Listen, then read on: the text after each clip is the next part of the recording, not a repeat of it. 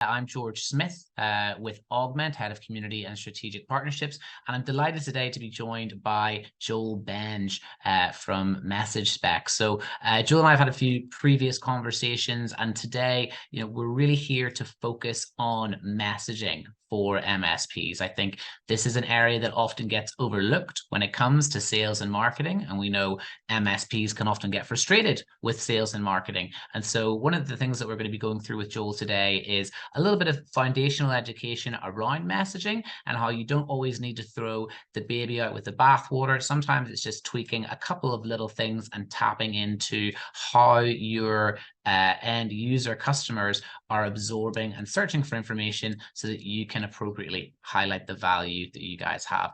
So without further ado, Joel, nice to meet you. How are you today? I am fantastic. And actually being the recovering nerd, I actually logged myself out. So you might need to give me that guest access back. Sure, no problem. Great way to start a technical presentation. Yeah, I can see you're still a panelist, so we're still all good there, Joel. Joel, just for folks who are maybe a bit unfamiliar with yourself and MessageSpec, maybe you can just give a little bit of background. You said you're a self-confessed nerd there. What's your history and what does your company do? Sure. So I'll share a little bit when I get into the presentation, but just in short, broad strokes, my background is actually in theater, education, and video games. And so naturally in the 90s, I became an IT guy and I did the things. So I did systems engineering and networking and compliance and security. And eventually I got to the federal government and they said, you're a nerd, but you talk good, so we're going to make you a communications person, which spun me all off. I got to use a lot of my liberal arts background and worked my way through some startups, worked my way through marketing agencies. And what I do now is I'm a solo consultant. I call myself a message therapist, not to be confused with the other kind of therapist. And I work specifically with cybersecurity companies and technical companies and startups and companies that have a really challenging time communicating their value technically. And so through all this experience, I've developed a workshop and a model that I'm super happy to share, which makes it very easy for the nerds to talk good. So that's what I do. Perfect. Love to hear it. Well, Joel, without further ado, we'll let you get stuck in and share some of the content that you've prepared for us today. So I'm going to stop sharing my video so you've got the full screen. And folks who are live with us, if you do have any questions, just pop it into the Q&A. We want to keep this conversational, interactive. So if you do see anything that piques your interest that Joel is sharing or saying, or have any questions, just drop it in there and we'll get to them. Joel, over to you. Awesome. Yeah, 100%. Fire it into the chat and then I'll just call it out. I love keeping things very loose, but I can also tend to spiel a little bit. So questions, things like that, drop it in there, and then George, you can just call me out. So what I'm going to talk about today is really a challenge that a lot of my clients and technical companies get to, which is they have this moment where they've built something and it is amazing and it is technically superior. Maybe they've got a service model like an MSP that's a little bit unique, and then they get to doing that communications, and all of a sudden it just becomes crickets. Like people aren't paying attention, people aren't understanding it, and that leads us as technical practitioners kind of tearing our hair out. No joke intended. Like, we built this awesome thing. Why aren't they buying? And so what I've done is I've basically broken down some of the principles and some of the things that can be helpful to you when you're developing that communication tactic. And I have again some workshop things that I can share, but really this is just about changing your mind, your perspective. So the first thing we really need to recognize is, why do we fail at technical messaging and actually communications in general as technical practitioners? And the first reason that I found is oftentimes we just go too deep too fast. As technical people, we know our subject matter so well.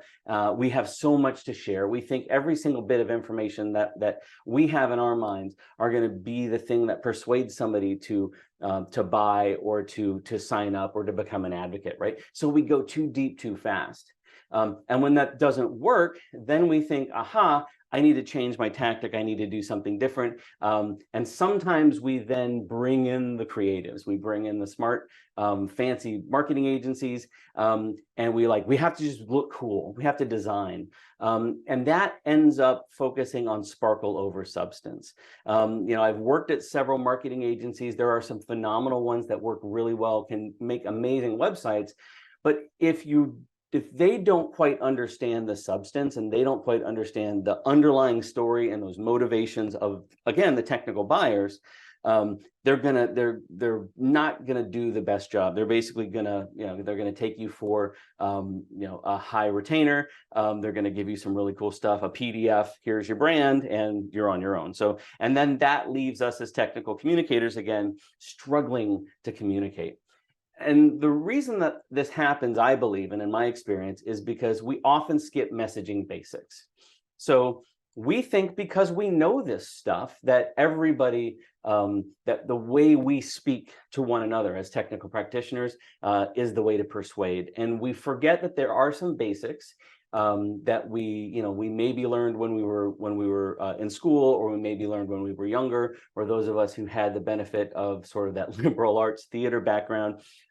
We forget those things. We need to just be reminded. So what we're going to do today is we're going to be avoiding that. So I'm going to talk about three major things today. The first is balancing our communications across three variables: emotion, logic, and credibility.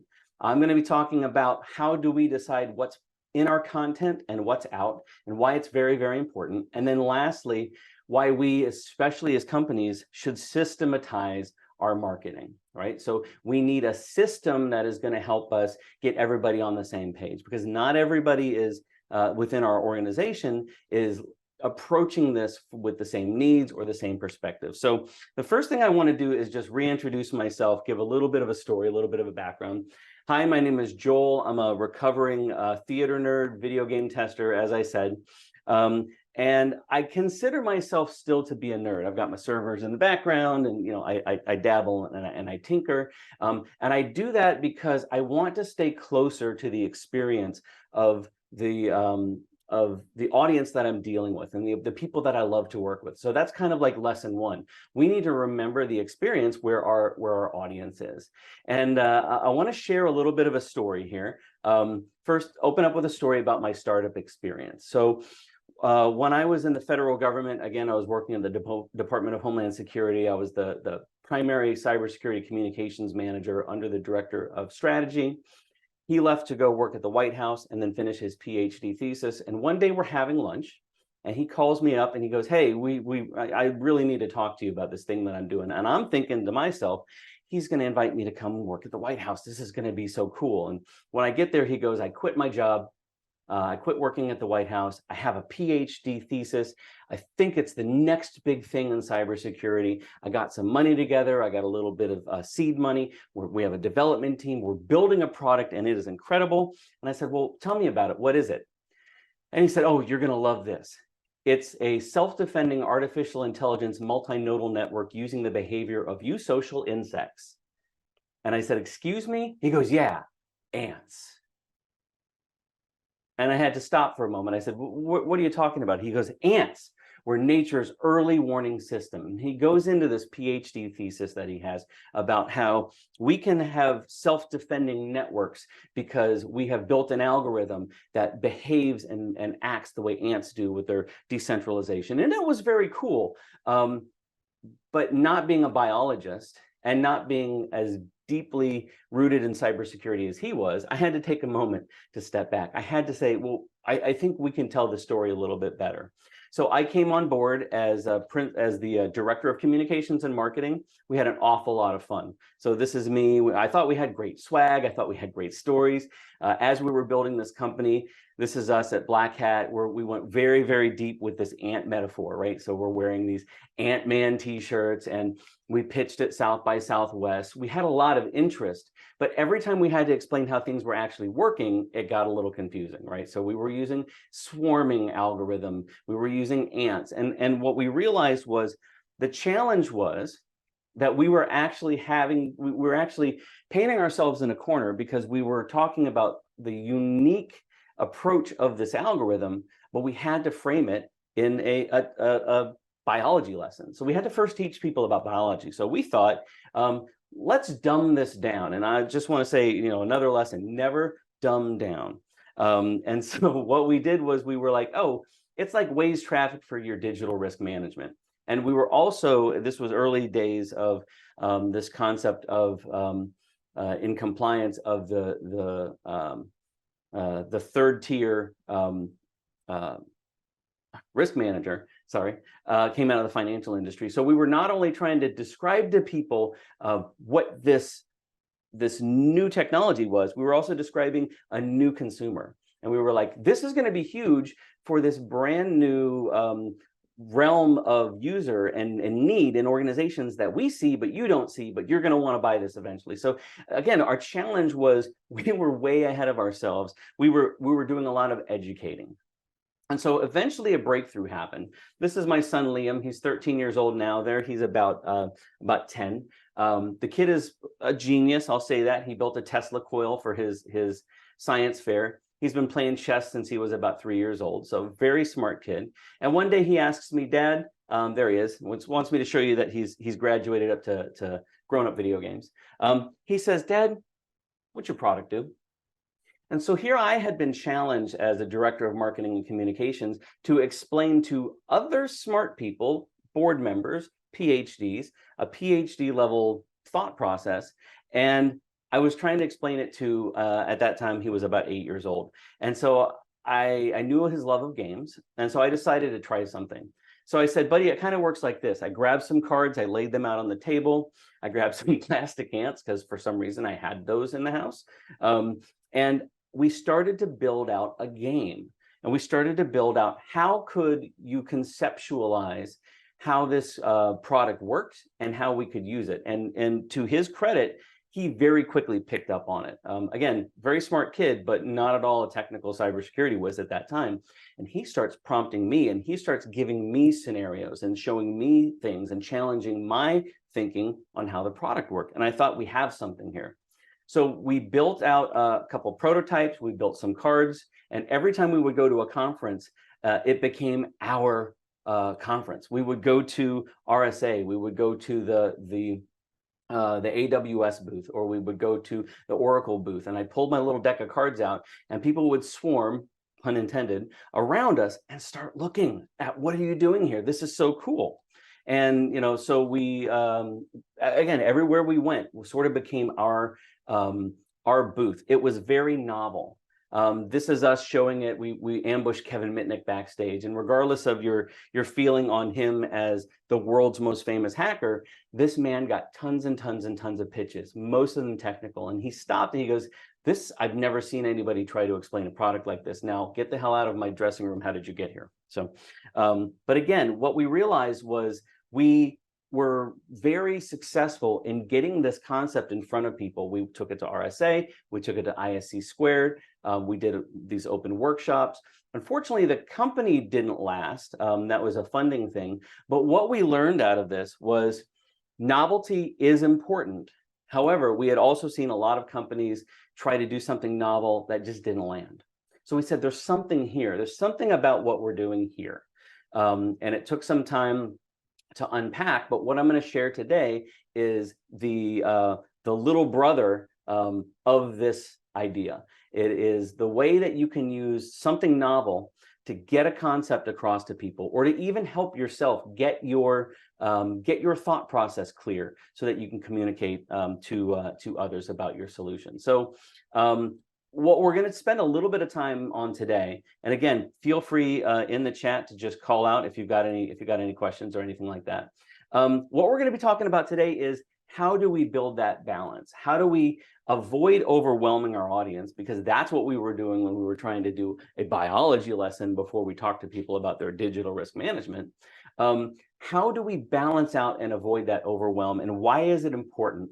And why is this a unique thing that happens with technical audiences? So the first thing is, I want you to, if you're of my generation, so I'm Generation X, If you're a fan of the Matrix movies, and I have to tell you, I'm not a fan of the hacker ethic anymore with the hoodies and the green code dribbling down and everything. I think that is just stylistically something we need to get away from in the technical industry. But the movie, there's a particular scene. If you're familiar with it, I want you to put your head back there. And if you're not, I'll describe it for you. So there's this scene where we're in the Nebuchadnezzar. And this is Joe Pantoliano. I can never pronounce his last name, Joey Pants. He's playing Cypher. And he is in this command center. And he's watching all the technical information go by. And I want you to sort of put your head into the mindset of this is your SOC operator. This is your data analyst. This is somebody who is in the technicals day in and day out. And then Neo, played by Keanu Reeves, and I'm not going to do my Keanu Reeves impression for you. He walks in and he goes, "What are you looking at? Is that the Matrix?" And Joey Pants, Cypher, says, "Yeah, but you know, there's too much data for the visual interpreter program. So I just look at the code. In fact, you know what? I don't even see the code." And I want you to think about that. I want you to think about if this were a SOC operator or a data analyst and the client walking in, maybe it's even the CFO of a technical organization, they don't have the same awareness. They don't have the same experience that your technical operator has, that your practitioner has to go, "I don't even see the code." Because as technical people, we are way too close to our subject matter. We just get it, we grok it, we understand it. Sometimes, you can put data in front of an analyst and they will see the same thing that other analysts will, but not always, right? So again, you can't just assume that you're going to be able to put code in front of somebody or a technical argument in front of somebody and for them to come away with the same conclusions you want them to come away with. And why is that? Well, one of those reasons is self-preservation. So the way our brains work is, I've heard it said before, and I'm going to completely butcher this, is we have Neolithic caveman brains, we have medieval political structures, and we have ungodly technology, right? So even though we're dealing with this amazing technology and we're dealing with governance and policy structures that are within the past couple of centuries, our brains are still very much rooted in self-preservation and caveman, right? So the neocortex, the stuff we've got up front, is relatively new to what we have back here, I call it the lizard brain. So I want to do an experiment with you. And let's say that we were at a conference, right? So there's a big conference coming up in August in Austin. I'm going to be heading down to the Cybersecurity Marketing Society. Has a great conference, and say we're down there and we're at the ballroom and we're going to have a dinner, right? So everybody's invited. Love to see you all there. I think George is probably going to be paying. I walk you around this conference center and you're looking at the beautiful place settings and this great ballroom, and then I walk you out and I'm going to ask you two questions.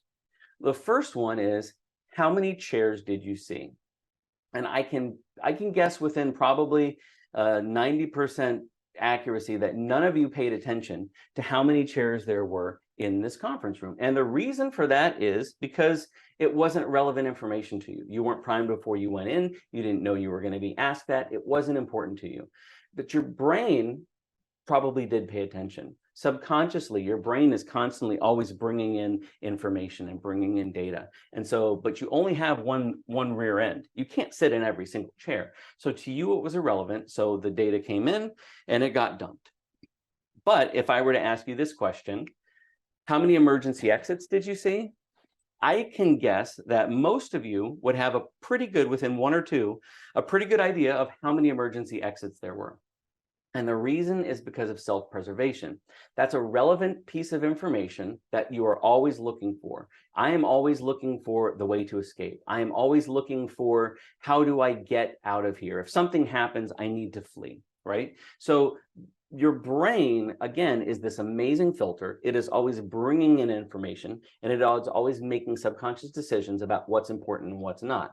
So if you put too much information in front of your audience, you don't have control over what are the things that they're going to latch onto. You don't know what meeting they had before they saw your marketing. You don't know what pressures they're under before they took your sales call. So you don't know what they've been primed to pay attention to.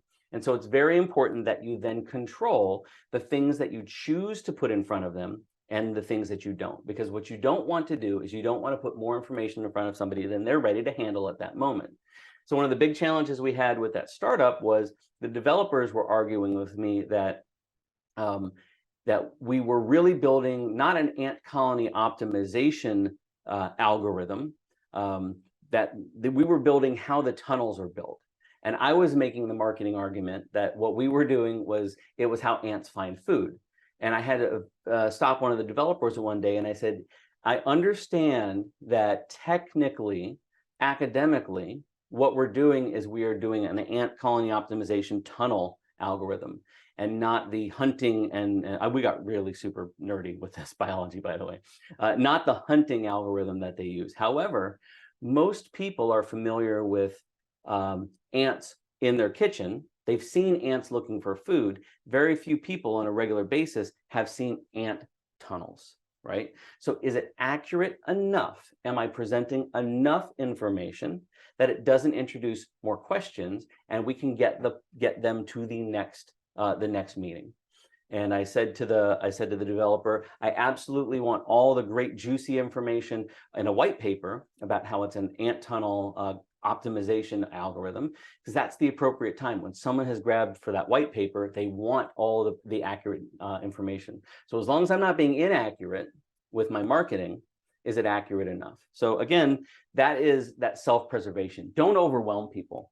And the overwhelm happens because our brains bring in so much information. We're constantly thinking. The harder it is, this is something important to hear, the harder it is for someone to understand, the harder it is for somebody to make a decision. But the reverse of that is the easier it is for somebody to understand and make a decision, the more they defend and the more committed they are to that decision. So if you're able to bring people to the table and give them not a dumbed down argument, but give them enough pieces of information for them to constantly be saying yes, and to be saying, I want to know more, yes, I want to know more, yes, you can lead them to that bigger piece of information because they've made several yes decisions. And this is just classic sales stuff. So again, respect the caveman brain. The more calories somebody has to burn in order to make a decision or understand something, the more packets they're going to drop and the more likely they are going to be to miss and forget things. So so that gets to the message. How do we decide what we're going to include? And what I've basically put together is a framework that we'll talk about that is going to be how do we know what we need to include. But the first thing I want to do is introduce you to a game that we're going to play today, a card deck. So this is how Joel's brain has always worked. And working with a lot of clients over and over, this is the workshop and the tool, the method I'm going to share with you today. So the first thing we need to understand is that there are three main objectives to every communication. Someone has to like you, they have to understand you, and they have to believe you, right? And so that is the heart, the head, and the gut. And if I'd put like a small intestine or something like that on the card, it would have been kind of gross. So we use a hamburger here. Now, emotion is very important. Emotion is like, how do you get that click? When you're dealing with social media, or you're dealing with getting someone to open that email, you've got a very split second that you have to catch somebody emotionally to get them to take that next step, right? So emotion is how you capture attention. Next, you want to build on logic. You want to start to deliver little bits of information that are appropriate to where the customer or the audience is in their experience. And that is engagement. So we're building a relationship, we're getting engagement. The hardest one is the gut. The gut really is a combination of an emotion and logic. It's the same thing that our brain is doing constantly, where we're bringing in constantly bits of information, and you feel, it's not an emotion, but you can feel sometimes in your body, I trust this person. I understand what they're saying to me, and I trust them, and I feel good about this information that they're giving me. And that is critical. Oh, let's pull this one up. That is critical to conversion. That's critical to getting someone to do what you want them to do. And unfortunately, most companies, MSPs, cybersecurity companies, technical startups are stuck here. They're stuck in that logic. Well, we have a cloud-based Microsoft identity access management solution. And if you're in the cloud and you've got Microsoft, then you need to have our platform. It's like, I don't really love you. I don't feel anything towards you. And I don't feel like you've built any credibility towards me. So what we'll next talk about is, how do we build up to that? What do we need to include?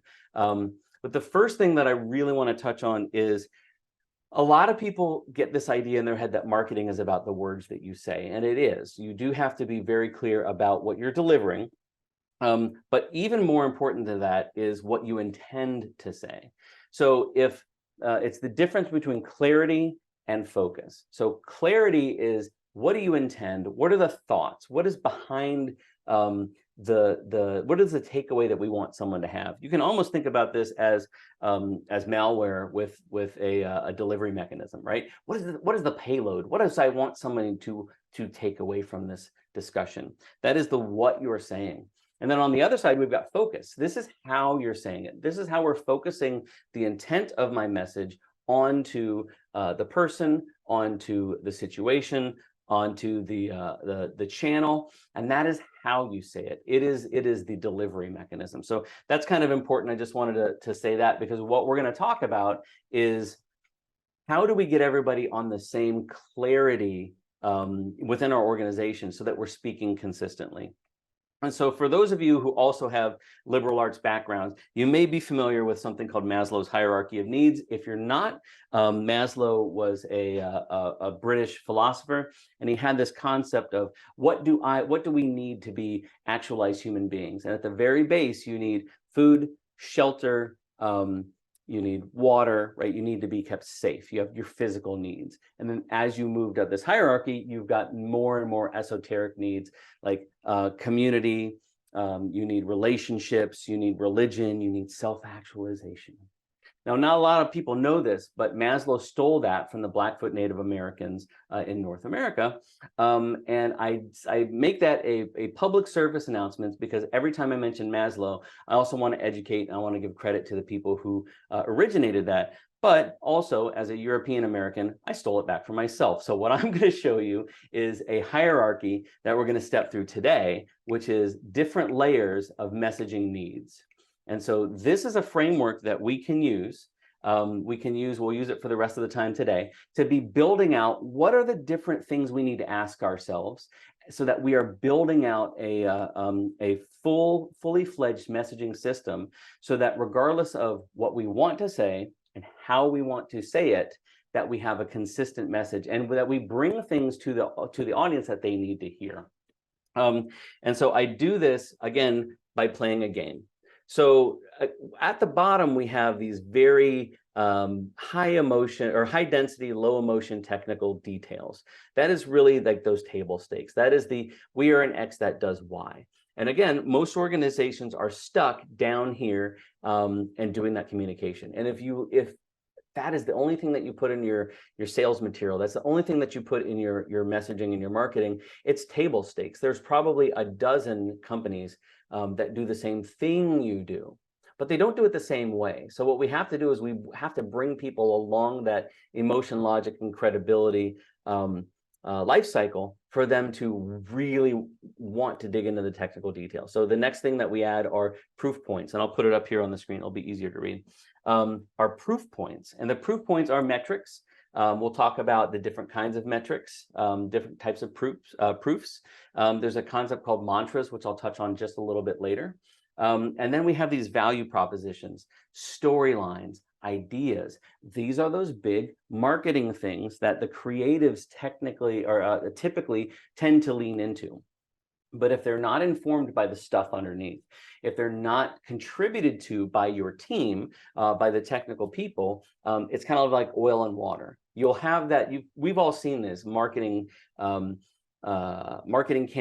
that just don't land technically, right? They say something and it looks amazing, but when you really start to dig into it, there's no there, right? So how do we get that out? So what we'll talk about is how do we get all of every piece of this layer documented and in a system so that you and your team can be actioning it. And so the first thing that we do is we have to trick the smart people.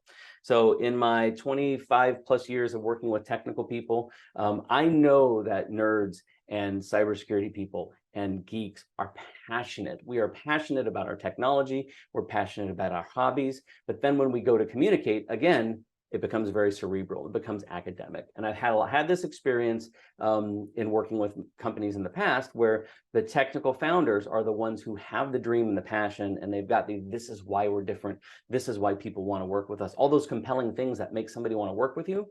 But then they say, you know what, bro, I just don't really care to put that in my messaging. I just build a thing and I just want to make a thing. And I'll say, well, that's interesting. Tell me, what's something you want to change about our industry? And all of a sudden their eyes light up and they're like, well, you know what? Blah, blah, blah, blah, blah, blah, blah. Because we've triggered an emotion in them.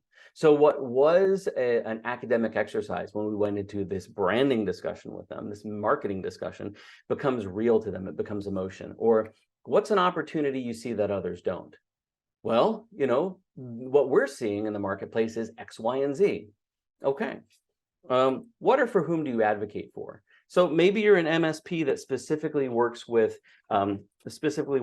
financial industry, or you work with construction companies because or developers because you came out of that industry and you feel for them, right? So you're building on this big idea. We are the MSP for builders, or we built the MSP, right? So you have this like big idea that's bubbling up there. But if you don't get it out of your head, if you're not able to prompt your team to figure out what are those things that are relevant and special to you, then you just fall back down the pyramid and you're talking technical. So what we do in our workshops is we prompt people. So it's kind of like a cross between tarot cards and ChatGPT, except we're asking the smart people and not the dumb machines. And so, for example, we have several big idea cards. They're basically, what is that through line, that red thread that's really going to be the first thing we want someone to pay attention to, and the last thing we want them to remember. That's like the why, the who we are. The next thing we prompt people for are stories. Stories are a great opportunity to create that empathy and show someone that we're just like you. So again, if you're presenting a technical solution to somebody, framing it in this is how it fits into your life. This is how it fits into making what you do better. It shows that advocacy, right? So we can very clearly draw a line from that advocacy card to this one. This is my absolute favorite card in the whole system. Tension. Where do you feel tension between your consumers and their stakeholders? So you may be, an MSP. You may be providing services directly to a technical user, but that user has to answer to the risk officer or the finance person, right? So if you can say, look, I understand you have a challenge with this technical problem, but if I'm able to also make your relationship with your peers, make you look like the hero, make you better able to justify your IT spend, which, trickles down to us, let's be frank, what would that mean to you? And all of a sudden, you're not having a technical conversation. You're having a values-based conversation. You're having I've been in your shoes and I understand what it's like to be you.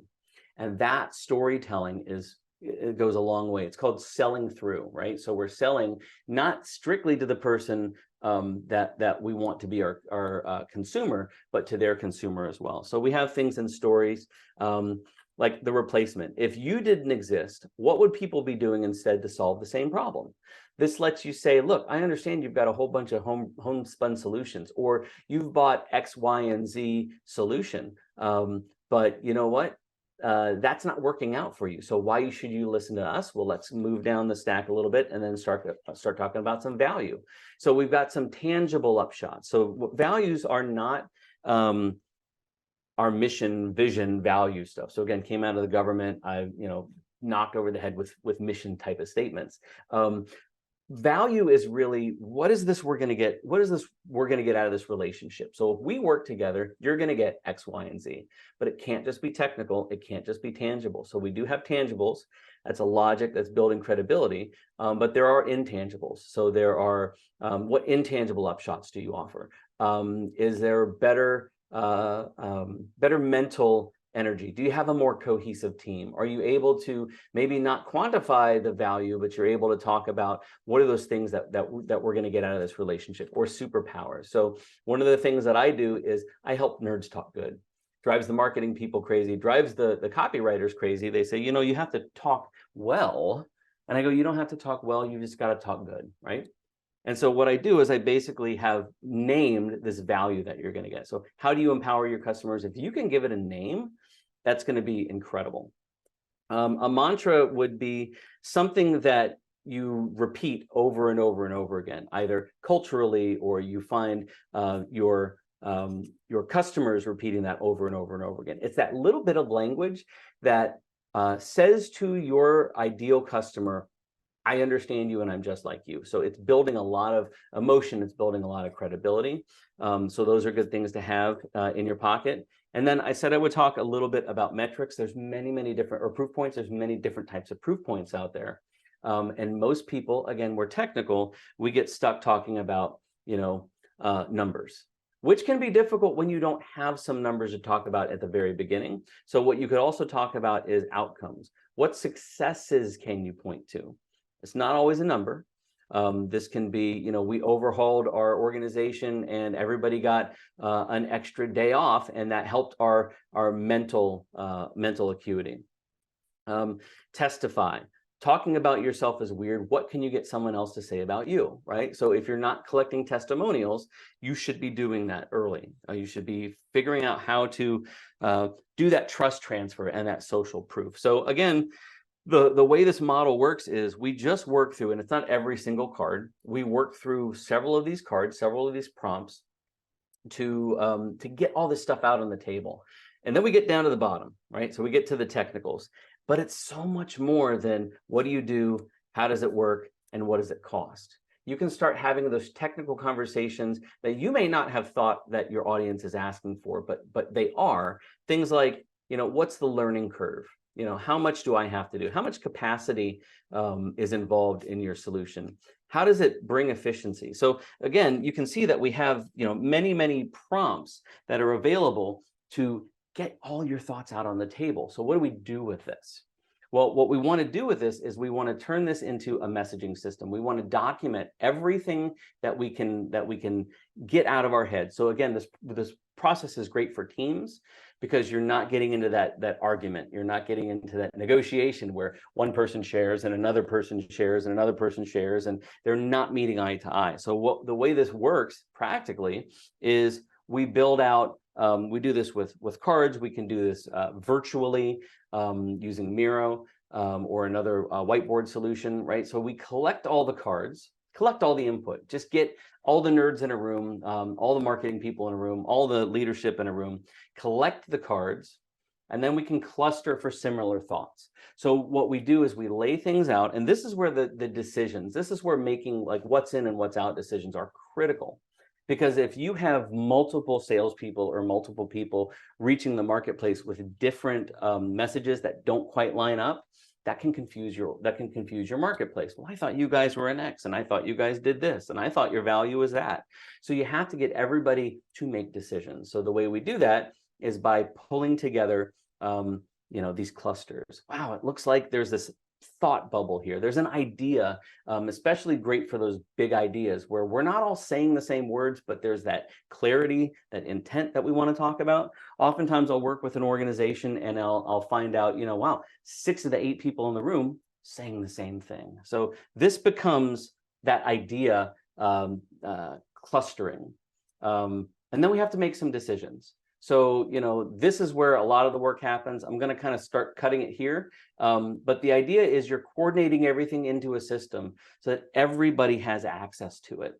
And that's the value of going through this. It's a little bit of an exercise, but once you've got that framework in place, you can actually do this yourself. So I invite you to give it a shot. Give it a shot yourself. The cards are available digitally. They're available. You can buy the cards. I can do webinars with you guys. It's all about prompting and just covering those questions that you're not asking yourself, right? So again, messagespecs.com is the website. I know, George, we're kind of running a little late, but this is where you can find out more about the message deck. And then if you want to try them, you can go to, I've got my code in the wrong space there. You can use the code Augmentt for 15% off. Try the cards, or, you know, give me a shout. I am always available to tell you a little bit more how this works. But the main point is here, we're framing things. We're framing things from your audience's perspective. The purpose of the cards is to get you out of your head and into your audience's perspective, so that you're able to spin up a story that relates to them and lead them to the information you want to share. So I don't know if we had any questions coming up in the chat. I had some people ping me directly, Joel. Oh, so perfect. I wasn't I seeing think them. I could start with a couple and then kind of have some key ones for the end. There was one that came in sort of earlier in your presentation, talked about like dumbing it down or dumbing things down, but then you kind of said, but don't do that. Can you kind of explain briefly what you mean by that, or you know, what to avoid in terms of, you know, maybe simplifying things but not dumbing it down? Yeah, absolutely. The real thing is people can smell when you're dumbing down, and it becomes pandering. And it's a tendency that we have in the technical field to say, well, you don't understand this, so I'm going to put training wheels on it for you. And, you know, I don't know about you, but it feels like you're chatting to a child, right? And that can be very off-putting. So the best thing you can do, you don't want to make your audience feel less than. You want them to feel like they're validated, that their needs are validated, and that their questions are valid. And so the worst thing you can do is say, okay, I have to take a step back and dumb this down.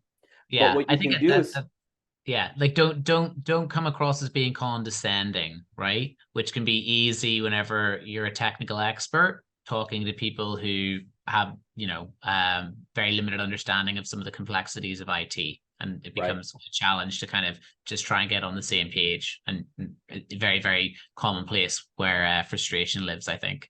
And it's on us as the technical communicators to have done the work first, to have done the effort to say, you know what, here's a place that we can start from and we can build from. So that was that exercise. You know, from the card deck with my son, it was like, let me think about what I know about him. Let me think about where he's entering this conversation and how I can meet him there. And that is super critical, right? So we weren't dumbing down. We were actually building a foundation and then building up from there. Yeah, I mean, I think one of the key things I noticed, Joel, as well, was just and you know, it's kind of maybe just not appreciated as much as just using open-ended questions. And I think as people with MSPs focusing on technical solutions and really diving into IT, it can be often a step that's missed in those preliminary conversations of use open-ended questions to understand, first of all, what your clients or prospects sort of knowledge of IT is, so you kind of know where they fit and where you might need to, where's your starting point for your own story to tell, but find those pain points and find their needs, find their opinions, so that you can kind of have a more targeted conversation and use the appropriate messaging, right? Right. And that's where having the answers ahead of time as much as you can lets you have that roadmap and lets you build out that playbook, which is, if the conversation is here in the messaging stack, these are how we answer back. If someone is asking you technicals right off the bat, by all means, shove the white paper at them. They're ready for it, but most people aren't. For sure. I'm just going to quickly loop in some slides from Augmentt here, guys. Just got 2 or 3, and then we'll come back to some final questions. I think this ties really nicely to a big project that we're doing at the minute at Augmentt that's really focusing on how MSPs are talking about security. And so I'm really loving everything Joel is saying here about sort of using that, you know, clarity framework, the use of mantras, the sort of use of stories and emotion. But ultimately, one of the things that I wanted to highlight is is educating your customers on some of the things that happen with regards to security. So whenever we talk to customers about a breach, which is what they're all afraid of, I think a lot of people think of like the Death Star blowing up, and we kind of in the IT space know that that's not the reality, right? And so helping your customers understand what that actually looks like, so and then how you can be proactive in protecting them against it, I think is a really key starting point for the conversation, and something you can, once you understand that, use Joel's framework to talk about, well, where are those clusters and how do we build them in? So most of you guys already know this, but if we, use the example of Microsoft, it's the #1 business application out there in the world, which makes it the most targeted. And MGM is a great example, a great story that you as an MSP can highlight and say, look, it's everyone, even a massive company like MGM. This is exactly what happened. There was a phishing email sent. Someone there clicked on it. That triggered social engineering, where that person thinks that they're talking to someone, who is a bad actor, but maybe they think it's their boss or somebody else, and they ultimately give up proprietary or sensitive information that allows that bad actor access to a particular environment. In this example, sort of, the Microsoft. Once they're in, as we know, they don't just blow everything up. They stay in there and kind of slither in and stay for as long as they can, encrypting things, deploying ransomware, getting more and more sensitive information. And then ultimately, you lose a lot of data, or in MGM's case, your entire operation shuts down for, I think it was like 6 or 7 days. And it was everything from the slot machines weren't working, the key cards weren't working, and, millions and millions of dollars lost every day, straight out of Las Vegas. So highlighting where that risk is, making it easy for customers to understand sort of the process, but without getting too technical. Those are really common terms, right? Phishing, data loss, security, right? These are things that people can absorb easily. And then highlighting the actions that you as the technical expert would take in terms of, well, phishing emails, we're just going to block those. We can identify those at source, and we can stop the majority of them getting through. However, if some do get through, we also want to provide your users with training so that they can identify things that come through, go, this seems suspicious, okay? If, again, a user, does make a mistake, we want to make sure that we have built those walls really high around, our digital environment, and particularly Microsoft itself. So that's making sure things like MFA are on, login portal branding is enabled. And those are things that we, the MSP, can take care of, monitor, and provide alerts on in terms of application security. So if we see a risky login or we see something suspicious, we're notified and alerted on it and can take, action immediately. And of course, we have that safety net of actually having reoccurring backup and a disaster recovery program. That, Mr. Customer, is sort of what we're recommending, and sort of where these fees and these charges come in. The shameless Augmentt plug, guys, is that we actually help provide all those services for MSPs. But this is an example of one of the reports that I think is critical, and it ties into some of the things Joel was saying about not getting too technical. This is a report that you can generate and show your customers in Augmentt that actually goes through those steps, those security checks that Microsoft says should be enabled. And it's very easy for you to say, this is green, it looks good, but here's all the things that are only half-baked or actually not implemented at all. Here's why they need to be on or should be on, and here's the type of increases in security that we can see if we get that done. So here's the program that we want to put you on. Cutting that, I just wanted to come back to some of the questions, Joel, just to kind of round things off, because I know we're over time, but we did have some great questions.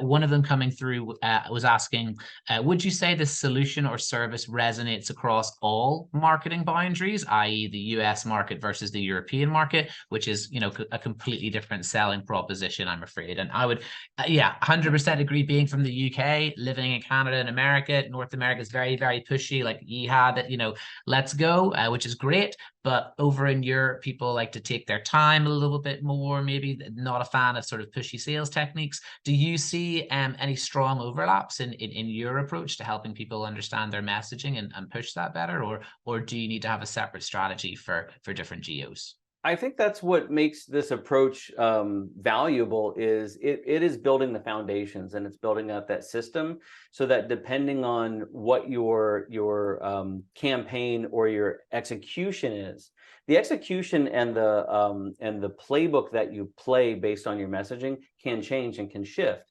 But you get a lot of organizations that maybe have the dual presences.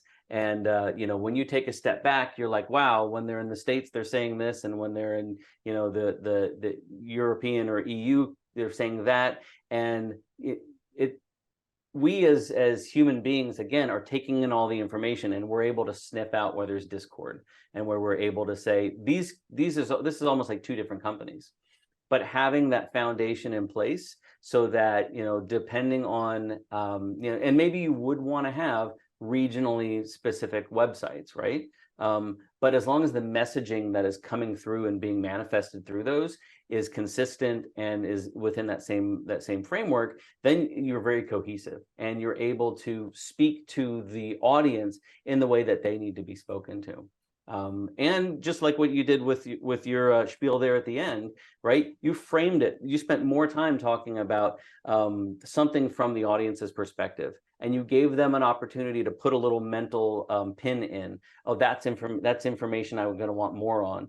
When you talked about, the countermeasures, you didn't spend a lot of time on it, but what you did was you gave them a path to follow, so that when you got into your solution, they were able to follow and go, that's the thing I wanted to know more about. And then they're able to, in a live presentation or something like that, or even on a website, find their way to the technical information that they want. But you can't present all the technical information, at first blush, because it will overwhelm people. So, having everything out of your head onto the table and into a system, all of your messages, is going to let people self-select and find their way to the information that you want them to have anyway, but it's also the information that they want and need.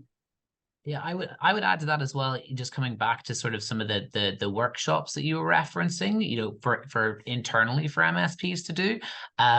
Hugely valuable. I think regardless of what type of company you work for, to get solidarity internally and what your messaging is well worth the time, right? So that it does, because I loved coming back to the ant story you had, where it's like, well, technically it's tunnels, and it's like, people don't know about what tunnels are, guys, right? So let's just focus on this, and kind of having that consensus. I mean, several companies I worked for, there's always the product like, this is what we're doing and this is what people want, and then marketing are like, that doesn't really make sense. We can't squeeze that into a small title. And sales and people who have boots on the ground are actually like, you're both wrong, this is what we're hearing. So I think taking the opportunity to actually get your team together and sort of develop that that kind of spectrum and identify where the clusters are to get clarity is as an exercise worthwhile. And at the end of the year, guys, there's no better time to start getting some of those bits and pieces in place for 2024.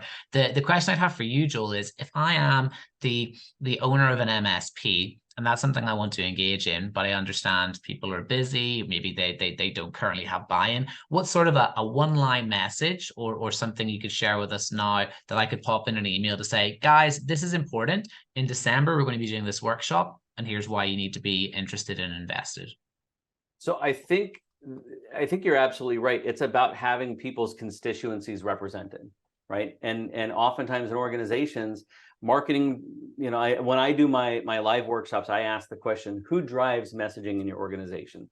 Is it leadership? Is it marketing? Is it sales? Is it product? Or is it sometimes complicated, right? And we hear all these different answers. And if a particular constituency doesn't see themselves represented in the market or in the message, they will go rogue, and they won't adopt the stuff that is important. And so just like this model is built out, oh, that's the wrong slide. Just like this model is built out to have different levels of the message, you have different people that contribute to each of these. You have leadership, you have sales, you have technical minded people. And so I would say to them, hey, it's really important that you get your voice heard, and that you hear from everyone else, so that we together can make decisions and get into an alignment. So a lot of people are like, oh, oh, my camera just went out. It's overheating. A lot of people say, you're a marketing consultant. And I say, I'm not really a marketing consultant. I'm more like a marriage therapist, right? I'm a message therapist. And so that's what I say is, we're getting everybody together so that we can make decisions together, and we can move forward and develop marketing that sticks and scales. Joel, last question here, back to the value portion of that clarity framework. There was one card you shared where it was like, give it a name. Can you just give some examples of of names that you've seen at previous companies? Like, what kind of names are we looking for here? So I won't betray any client confidentiality, but what I'll do is I'll approach this with a metaphor that everybody can understand. So, you know, if I was a marketer for a soap company or a detergent company, you know, I wouldn't be talking about, you know, the level of dinginess on socks, and I wouldn't be talking about how to clean socks and fibers. I would be talking about the stinky sock problem. And I would say, you know, if you've got teenagers like mine, you've probably experienced the stinky sock problem. And the stinky sock problem is something that everybody has, and you may not even be aware you've got a stinky sock problem. So what I'm doing is I'm putting a name to, in this case, not the superpower, but the villain.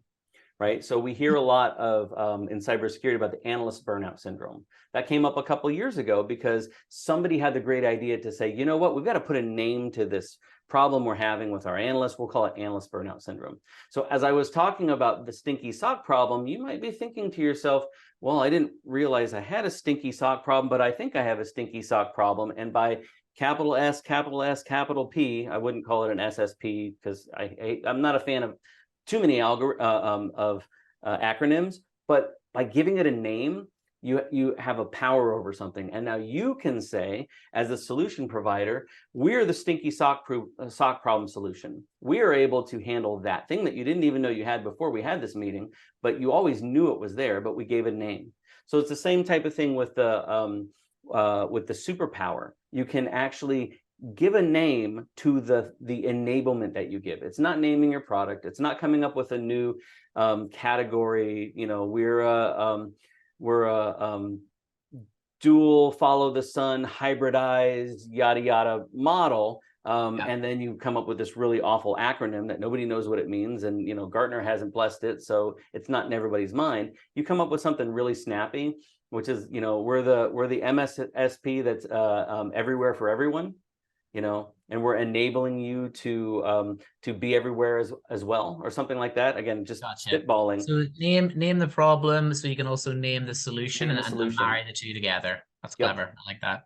Great. Well, Joel, that's it for time. Listen, thank you so much. Some great content in there. I'm sure there's folks who are kind of eager to learn more. We have posted those links in the chat and in the Q&A for people to grab. And of course, guys, we'll be making this an on-demand webinar and doing a follow-up email with the recording for those who aren't able to make it today. And of course, those call to actions for both Joel and Augmentt. So to everyone who's joined us, thank you so much. The last thing from me is that this is part one of a two-part series. Next week, I'll actually have Danny Boyle, author, there it is, of Sell More, Do Less, a fantastic book that really kind of breaks down into some sort of simple key steps for sales. Again, Danny, having been in the MSP space for a long time, understands that not everyone has had sort of basic 101 training, in the same way that whenever someone joins an MSP, it might need some technical training in terms of here's how you set up MFA, here's how you attach things to an email. Those are often key steps that are missed within the sales and marketing process. And his book, if you haven't already read it, is fantastic. So